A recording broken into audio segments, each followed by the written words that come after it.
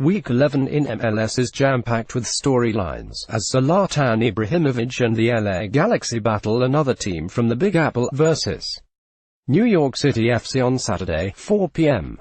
ESPN, while the Revolution hosts surprising San Jose without Friedel at the helm. To cap it all off, Marco Fabian and Michael Bradley get set for round 2 when Toronto FC host Philadelphia.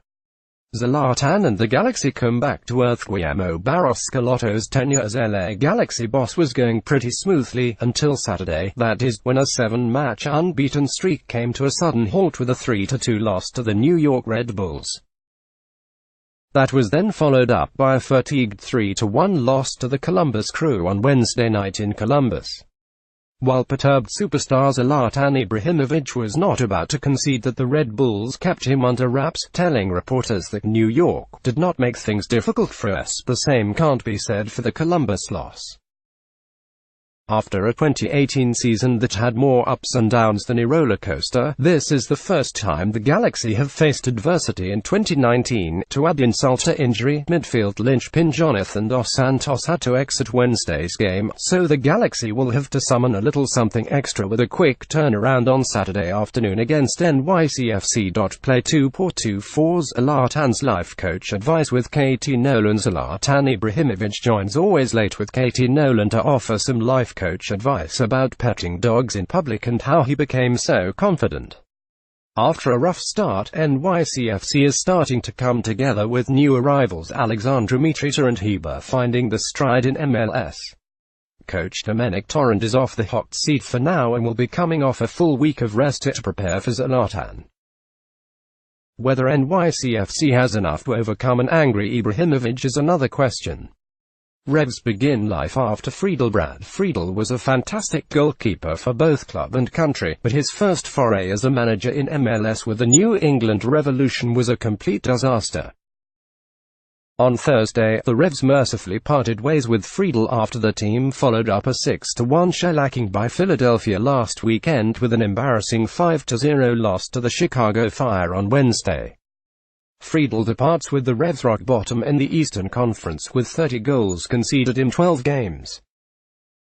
Perhaps reflecting the nature of things in New England, this week the team had a deal in place to land Congolese winger Paul Jose Moapoku, but it fell through because the Standard Liège man said he didn't want to join the team. Can you blame him? This is a side in desperate need of some house-cleaning.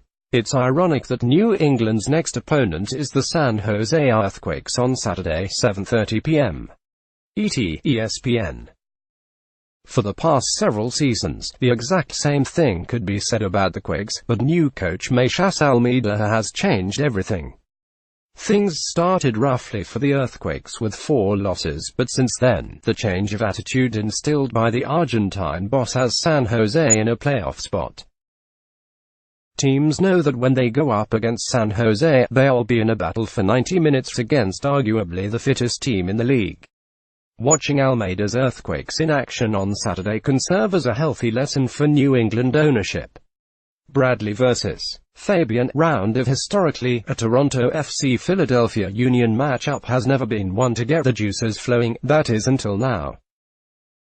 Back in the first week of the season, TFC left the city of brotherly love with 3 points, but that wasn't the story. Evoking misty, watercolored memories of USA-Mexico rivalry in MLS, Landon Donovan vs. Rafa Marquez. Anyone? Michael Bradley welcomed Marco Fabian to MLS with a shove to the ground during TFC's 3-1 win. Those two international rivals will renew pleasantries on Saturday in Toronto, 3 p.m.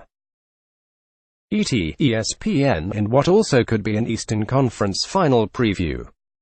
Despite a 2-0 loss in Atlanta on Wednesday night using a reserve-heavy squad, Toronto FC appears to be back to its 2016 and 2017 level.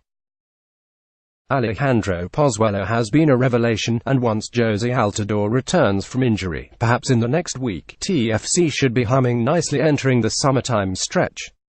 Meanwhile, for just the second time in their history, the Union are in first place at this point of the season.